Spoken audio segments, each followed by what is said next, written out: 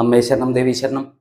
അപ്പോ കൊടുങ്ങല്ലൂർ കാവിലെ കുംഭഭരണി കൊടികയറ്റം അഥവാ കൂറകെട്ടൽ ചടങ്ങിനെ കുറിച്ച് ഒരു ചെറിയ വിവരണം കഴിഞ്ഞ വീഡിയോയിൽ ഞാൻ തന്നിരുന്നു. ഇന്ന് അതിന്റെ ചടങ്ങുകളെ കുറിച്ച് പറയാം. അതായത് കൊടുങ്ങല്ലൂർ കാവില് ഏത് ചടങ്ങുകൾക്കും കൊടുങ്ങല്ലൂർ തമ്പുരാന് വളരെ പ്രാധാന്യമാണുള്ളത്. ഇന്ന് കൊടുങ്ങല്ലൂർ കോവിലകം 2 ശാഖകളിലായിട്ടാണ് വ്യാപിച്ചു കിടക്കുന്നത്. ഒന്ന് പുത്തൻ കോവിലകം, 2 ചിറക്കൽ കോവിലകം.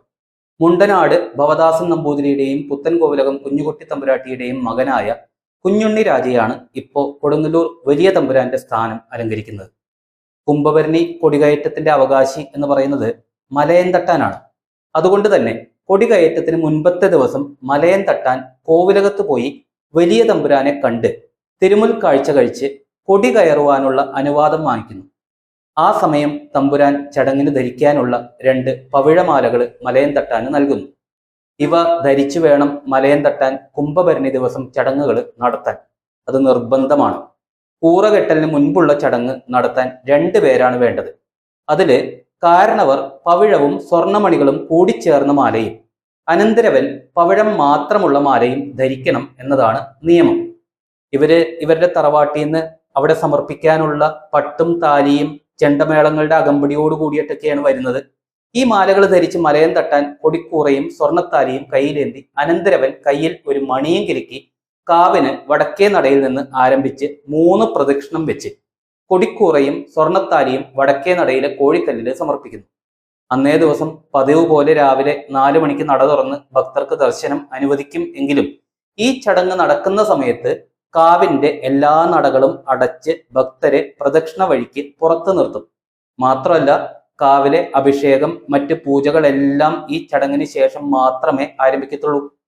മലയൻ തട്ടാന്റെ ചടങ്ങുകൾക്ക് ശേഷം കുന്നത്ത് മഠത്തിലെ മൂത്ത അടികൾ വടക്കേ നടവാതിക്കലെത്തിയിട്ട് പ്ലാപ്പള്ളി മൂത്തമ്മയോട് ക്ഷേത്രം ശുദ്ധമായില്ലേ എന്ന് ചോദിക്കുകയും മൂത്തമ്മ അടിച്ചു തളിച്ചിട്ടുണ്ട് എന്ന് മറുപടി നൽകുകയും ചെയ്യുന്നതോടുകൂടി മാത്രമേ അടികൾമാർ നട തുറന്ന് നിത്യപൂജകൾ ആരംഭിക്കുകയുള്ളൂ.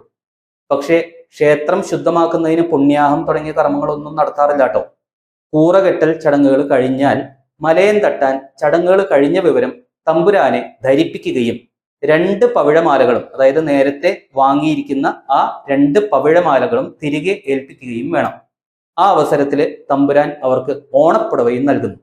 ഇതോടുകൂടി കൂറകെട്ടൽ ചടങ്ങുമായി ബന്ധപ്പെട്ട മലയൻ തട്ടാന്റെ ചടങ്ങുകൾ അവസാനിക്കുന്നു. ഇനി പണ്ട് കാലത്തെ ഒരു കാര്യം കൂടി പറയാം. അതായത് കൂറകെട്ടൽ ചടങ്ങിന് ശേഷം മീനഭരണി കഴിയുന്നത് വരെ അന്യമതസ്ഥരല്ലാത്ത എല്ലാവർക്കും ക്ഷേത്രത്തിൽ കയറി ദർശനം നടത്താം എന്നതായിരുന്നു പതിവ്.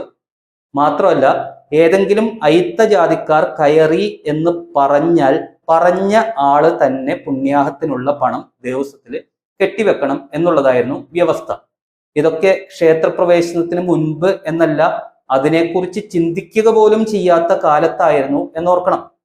അപ്പോൾ അടുത്ത വീഡിയോയിൽ മലയൻ തട്ടാന് ഈ അവകാശം എങ്ങനെയായിരിക്കും കിട്ടിയിരിക്കുക അല്ലെങ്കിൽ സിദ്ധിച്ചിട്ടുണ്ടാവുക എന്നുള്ളതിനെ കുറിച്ച് പറയാം.